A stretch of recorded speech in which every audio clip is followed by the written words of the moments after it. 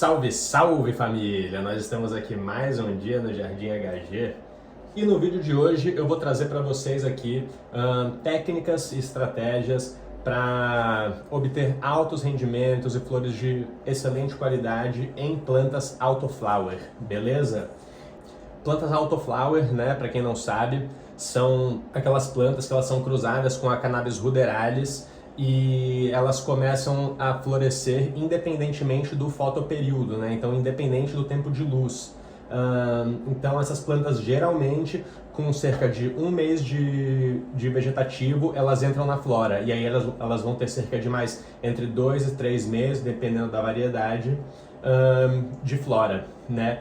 Tem um vídeo, tá? Eu já vou deixar o link aqui em cima, ó, que eu explico direitinho, vou a fundo nisso. E além disso, eu falo os lados bons, positivos e negativos das plantas autoflower para você ver se é o que você realmente quer para você, beleza? Então, se você não assistiu, assiste esse vídeo antes. Mas se você já viu e já decidiu que tá a fim de plantar autoflower, esse aqui é o vídeo então. Então, família, já tem algum tempo que eu não cultivo autoflower, mas algum tempo atrás eu andei fazendo alguns ciclos e quando eu estava começando a plantar, no passado eu também plantei algumas plantas automáticas. Então eu tenho algumas considerações legais aí para fazer para vocês, tá? Nessa minha tenda, que eu fiz alguns ciclos de automática, eu estava fazendo, é uma tenda de 60 por 75 centímetros, então tem menos de meio metro quadrado. E eu estava fazendo ciclos com 4 plantas automáticas. Eu estava tirando em torno ali de 200 gramas, né, secos. Então uma média de 50 gramas por planta. Mas eu cheguei a tirar quase 90 gramas numa planta nessa época. Eu fiz ali uns 3 ciclos de automática seguidas, se não me engano. Já cheguei a tirar plantas bem pesadas. E eu tenho certeza que se vocês procurarem no YouTube, cara, tem gente que tira ainda muito mais do que isso.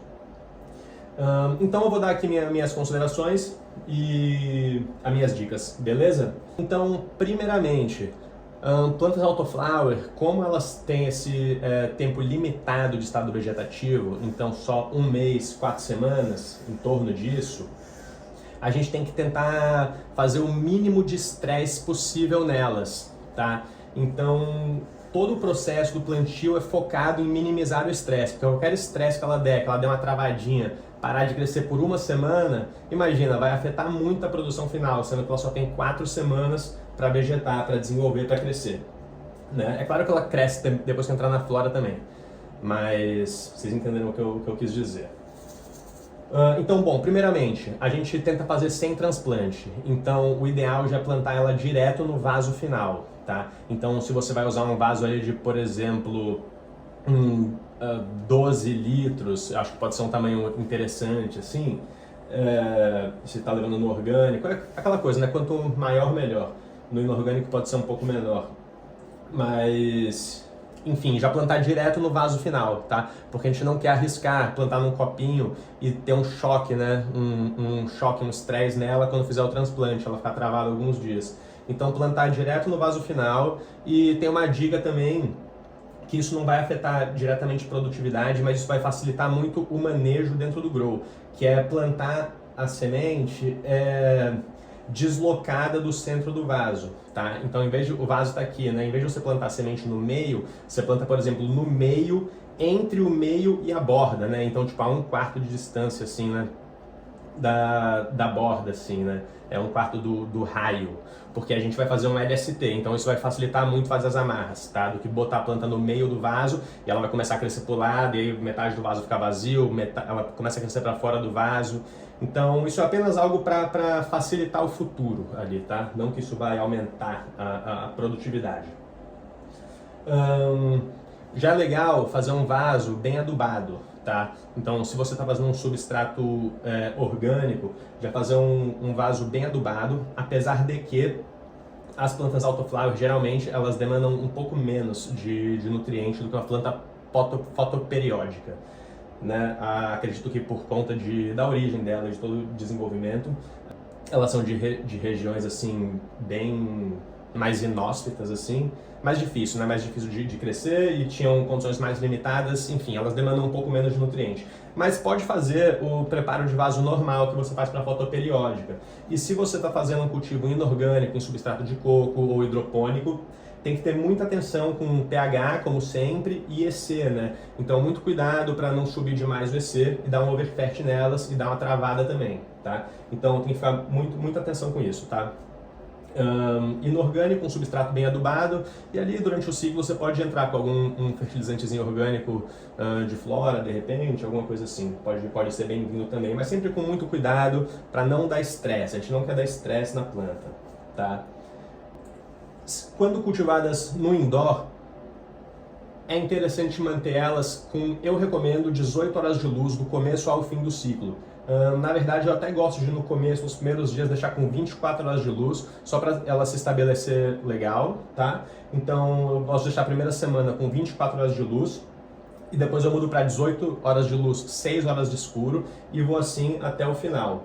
Como a semente, quando as plantas autoflower, depois de um mês, elas já vão iniciar a flora de qualquer forma, não tem por que a gente segurar com 12 horas de luz, né? A cannabis, ela se desenvolve no período de luz, né? Então, durante o escuro, ela não cresce, né? Ela não faz fotossíntese e desenvolve. Isso é durante o período de claro.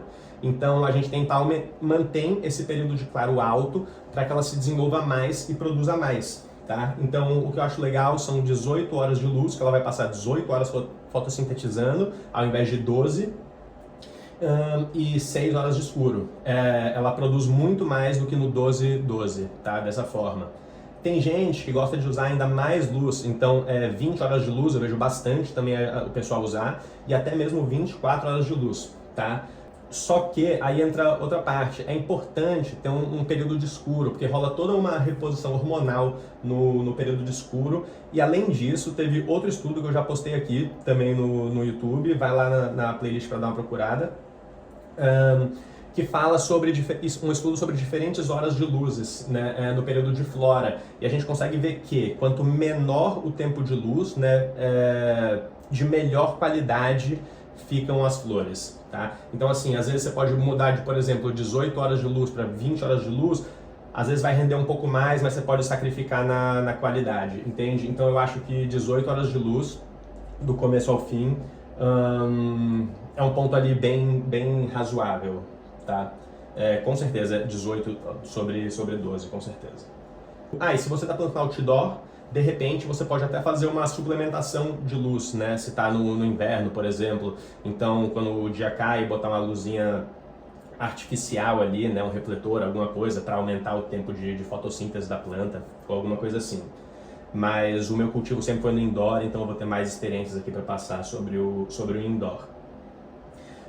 Uma coisa importante, que aumenta muito a produtividade, é fazer os treinamentos nas plantas, né? Especialmente aqui o LST, o Low Stress Training. Como a gente quer estressar a planta ao mínimo, não é recomendado fazer High Stress Training. Então assim, poda pode acabar afetando muito a produtividade final, tá? Super cropping, onde você quebra o galho, assim, né? O interior do galho.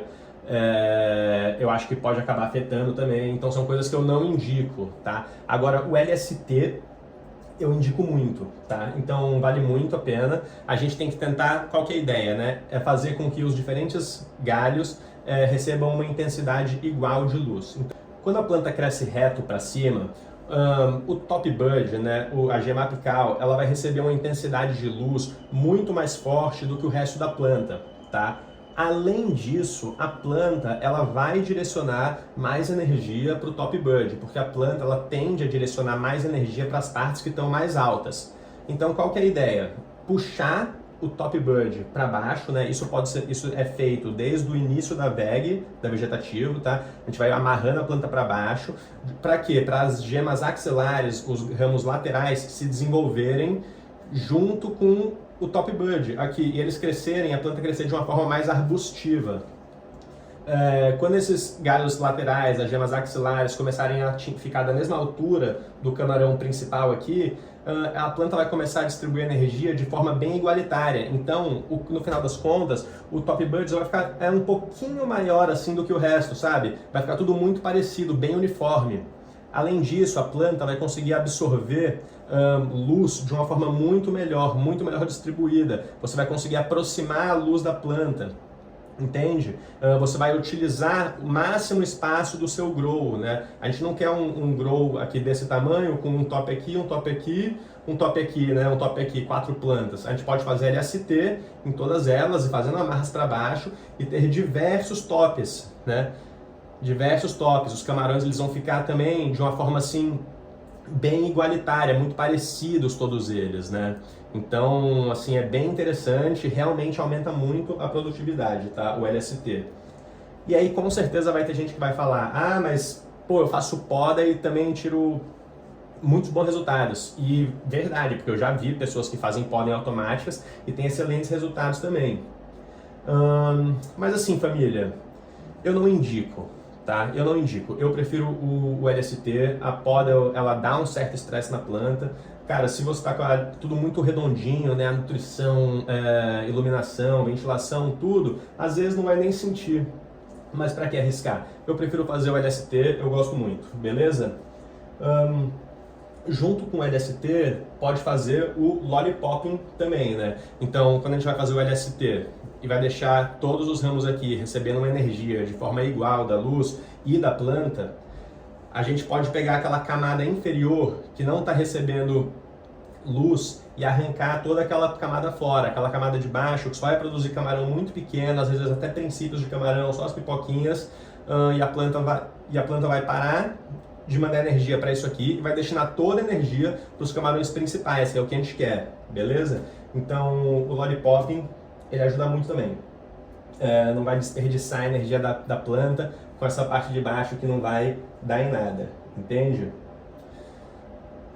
Outra coisa que vai ajudar bastante todo esse processo do LST é fazer uma desfoliação seletiva. Ela dá para fazer desde o começo, porque quando começar a fazer o LST e puxar a planta para baixo, vão ter folhas aqui, ó, que vão ficar cobrindo o resto da planta inteira, tá? O que eu gosto? Eu gosto de tirar essas folhas para deixar a luz pegar nos ramos inferiores, que a gente quer que desenvolva de uma forma igual ao resto da planta, né? Então, desde o começo pode ir fazendo essa desfoliação. E mais à frente no ciclo, na entrada da flora, pode entrar mais pesado na desfoliação e fazer uma desfoliação mesmo. Eu tenho um vídeo aqui no canal mostrando como é que faz também, beleza? Além disso, ventilação, né? Então a ventilação é muito importante, tá? Ter bastante ventilação no grow, a gente quer que tenha CO2 disponível para as plantas, a gente não quer que fique bolhas de oxigênio em volta das folhas, tá? Então é importante tanto o sistema de exaustão funcionando legal, quanto o sistema de ventilação dentro do grow, tá? Então exaustor e ventilador, cada um tem sua função, os dois são muito importantes. E eu acho que para fechar aqui a genética, né? Então pegar uma boa genética. Tem genéticas assim que produzem bem mais que outras, tem genéticas que vão produzir um camarão de melhor qualidade, às vezes em menor quantidade.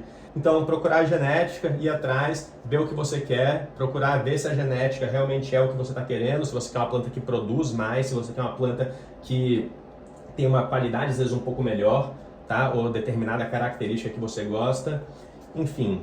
Então eu acho que é isso, e sempre escolher de um seed bank legal, confiável aí, né? Família, com tudo isso, fazendo tudo isso que eu tô falando aqui, é o que eu falei, num grow pequeno ali na minha época eu tava tirando em torno de 200 gramas, imagino que hoje eu tiraria ainda mais. E seguindo essas dicas, com certeza vocês vão ter bons resultados, beleza? Porra, família, se der pra deixar esse like, cara, se inscrever no canal, dar um comentário, largar um comentário, eu sempre respondo aqui, me seguir no Instagram, todas aquelas coisas que vão fortalecer a gente aqui, fortalecer a comunidade canábica. Beleza? Família, tamo junto, valeu aí mais uma vez e qualquer dúvida me chama aí, valeu? É nóis!